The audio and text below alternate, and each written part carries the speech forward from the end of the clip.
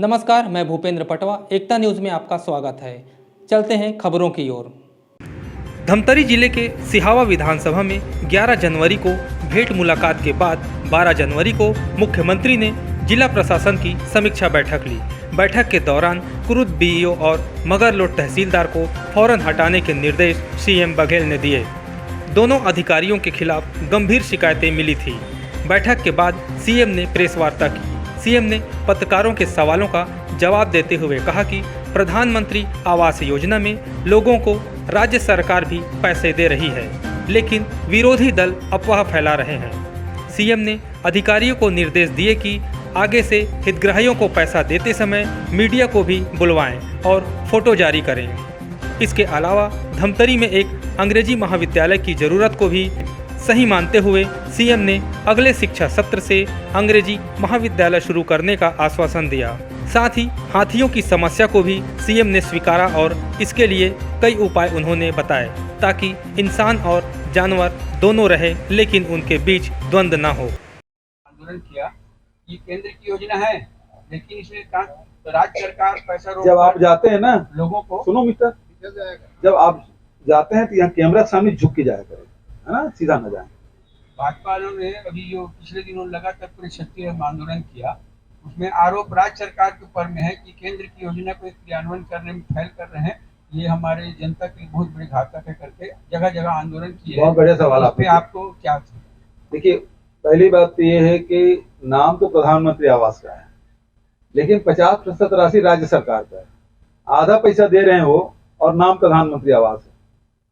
तो लेकिन हम लोगों ने रोका नहीं है। इस साल भी 700 करोड़ के आसपास बजट हमने उसमें रखा था, ग्रामीण क्षेत्र के लिए और शहरी क्षेत्र के लिए भी 700 करोड़ का है, और उसमें 300 करोड़ रुपये रिलीज कर दिए हम लोग।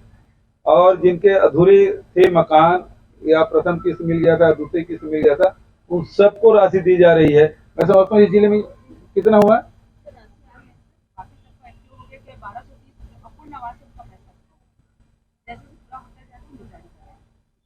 तो कितने आवास हुए? नहीं, जो अभी राशि जारी की है वो कितना कंप्लीट हो गया, उसके पैसे दिए हैं, पैसा रिलीज हो रहा है।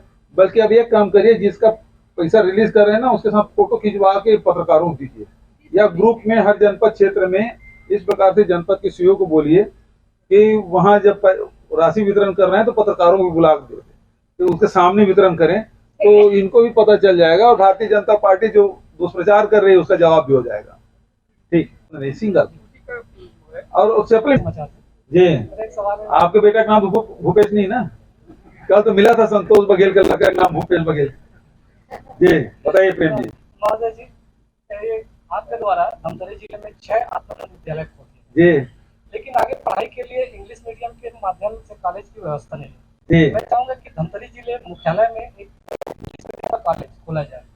ऐसा कोई आपके शासन की कोई योजना है क्या? नहीं, आपको जानकारी नहीं है। मैं 10 अंग्रेजी, हाँ, तो 10 हमने स्वीकृति दिया है इस साल, और उसको आगे बढ़ाएंगे भी। तो पूरे प्रदेश में 10 अंग्रेजी इंग्लिश मीडियम गवर्नमेंट कॉलेज की शुरुआत होगी। अब धमतरी मांग कर मैं देख लेता हूँ, लिस्ट तो है, धमतरी नहीं है, फिर अगले सत्र में उसको भी करेंगे। काल में डॉक्टरों की नियुक्ति हुई है, ट्रॉमा सेंटर भी अब यूनिट शुरू होने वाला है, और सिटी स्कैन की भी सुविधा शुरू होने वाली है, लेकिन मेडिकल कॉलेज की आवश्यकता महसूस हो रही है सर। इस पर अगर आपकी सरकार की ओर से अगर कुछ हो जाता है, हमारी कोशिश है। देखिए, आप देखेंगे छत्तीसगढ़ बनने के पहले केवल एक मेडिकल कॉलेज था, रायपुर। फिर योगी जी मुख्यमंत्री बने तो बिलासपुर में एक सिम्स खुला। तो उसके बाद रमन सिंह जी को जो मौका मिला तो वो अंबिकापुर में, रायगढ़ में, और उसके बाद जगदलपुर में, और एक राजनांदगांव, 4 उन्होंने किए 15 साल में। हमारे इस 4 साल के शासनकाल में आप देखेंगे कोरबा भी हमने शुरू किया, महासमुंद शुरू किया, कांकेर शुरू किया, और चंदुलाल चंद्राकर मेमोरियल जो मेडिकल कॉलेज है उसका अधिग्रहण किया। मतलब 4 मेडिकल कॉलेज इन 4 वर्षों।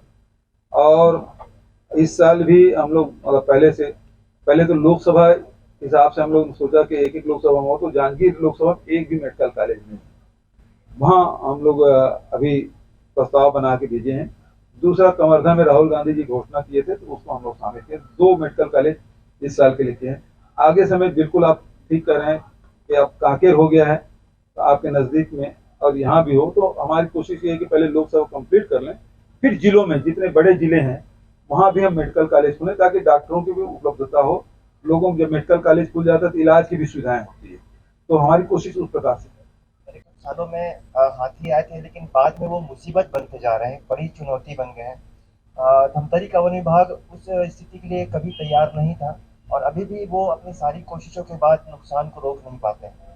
तो शासन के पास धमतरी या इस तरह के हाथी प्रभावित जिलों के लिए कोई योजना है जिससे हाथी भी रहे और इंसान भी रहे, तालमेल की स्थिति? बहुत अच्छा सवाल है, क्योंकि समस्या से हम सब पूरा छत्तीसगढ़ जूझ रहा है। पहले तो ये रायगढ़ जिले तक ही सीमित था, फिर उसके बाद फिर सरगुजा संभाग में विस्तार पाया, फिर बिलासपुर के नजदीक पहुंचा और घूमते घूमते बार नया पारा पहुंच गया, और बार नया पारा से नगरी से हवा होते हुए अब वो बालोद जिला, और उधर से सुना कि महाराष्ट्र भी सीमा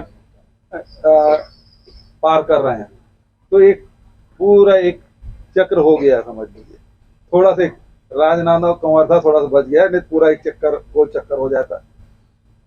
मुख्य रूप से बात यह है कि चाहे कोई भी वन्य पशु है, यदि उसके लिए हम वातावरण दें तो फिर वो गांव या शहर की ओर नहीं आएगा।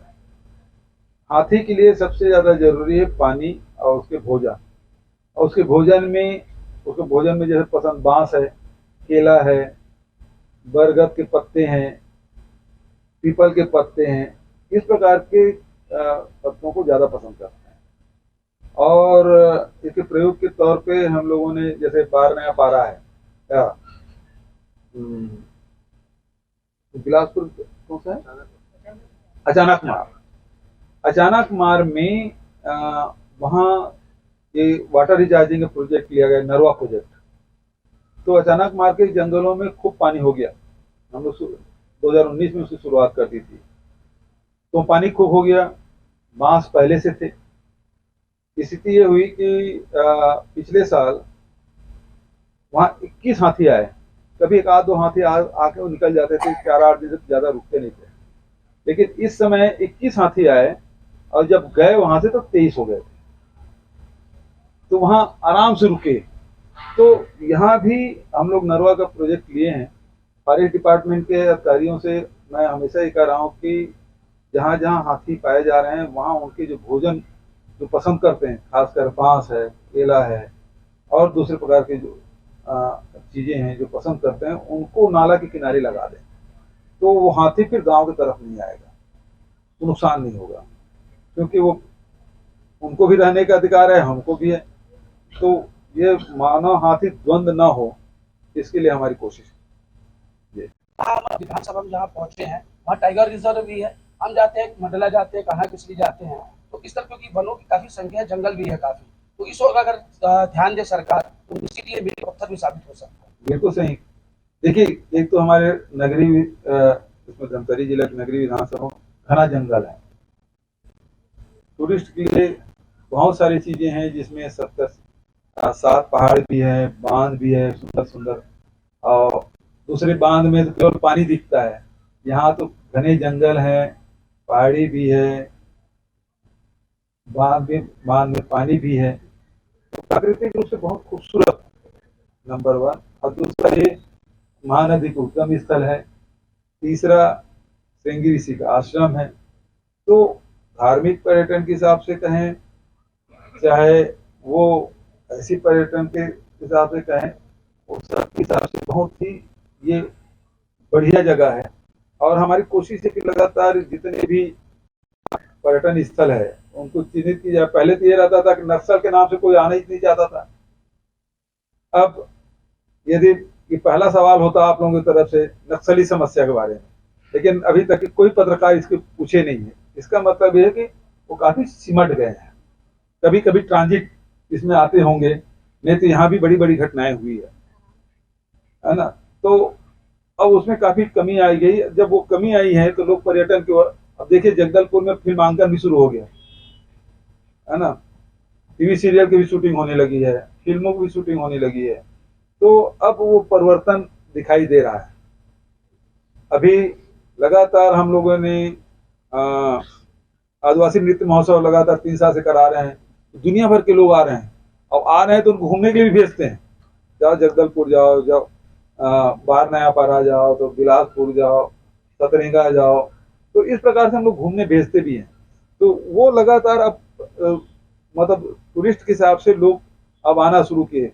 सबसे बड़ी समस्या है कि आए तो रुकेंगे कहाँ, तो उसके लिए भी लगातार हम लोग कोशिश कर रहे हैं कि रुकने खाने पीने की व्यवस्था हो जाए। जब बाहर घूमने जाता है तो बढ़िया खाना भी चाहता है, अच्छी जगह रुकना भी चाहता है। तो ये सब चीजें हैं जिसकी व्यवस्था हम लोग को करनी पड़ेगी। और मैं समझता हूँ कि हमारा छत्तीसगढ़ प्राकृतिक रूप से बहुत खूबसूरत है, और उससे अच्छे लोग हैं, बहुत ही मिलनसार लोग हैं, और सहयोग करने वाले लोग हैं। तो पर्यटक दूसरी जगह जाते हैं तो डर बना रहता है, कहीं लूटपाट ना हो, कहीं गुंडागर्दी ना हो। तो उस प्रकार से हमारा बहुत शांतिप्रिय प्रदेश है। एक हमारे ड्रॉबैक था नक्सली, वो भी अब सिमटते जा रहा है। में अकेला राज्य है छत्तीसगढ़, जहाँ चिट फंड कंपनी के से पैसा लेके जो निवेशक है उसके खाते में डालने का काम हो रहा है देश में।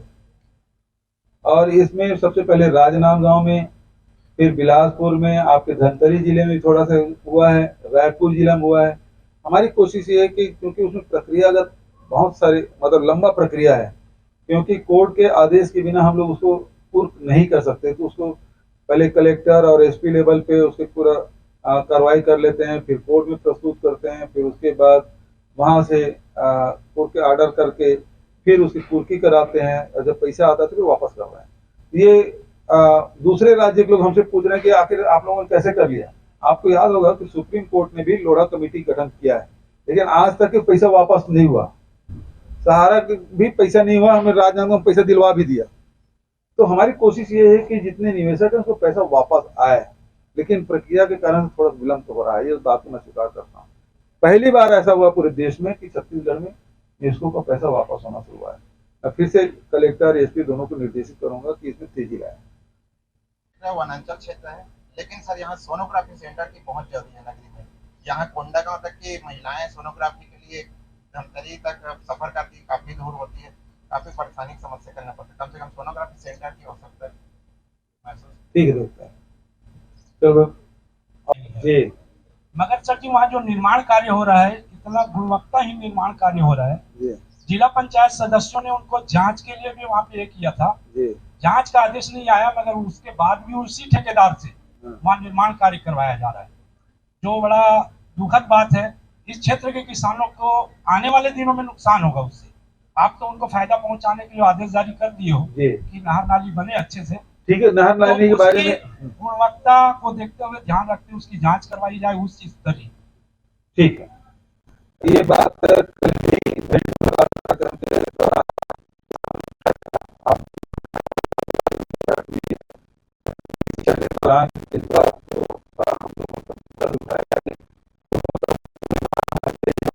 निर्माण होना चाहिए, और यदि कहीं शिकायत है तो निश्चित रूप से जांच नोट कर लें। यदि निर्माण हुआ है तो आवश्यक कार्रवाई करना चाहिए। एकता न्यूज़ में आज बस इतना ही। अगले बुलेटिन में फिर मिलेंगे, तब तक के लिए नमस्कार।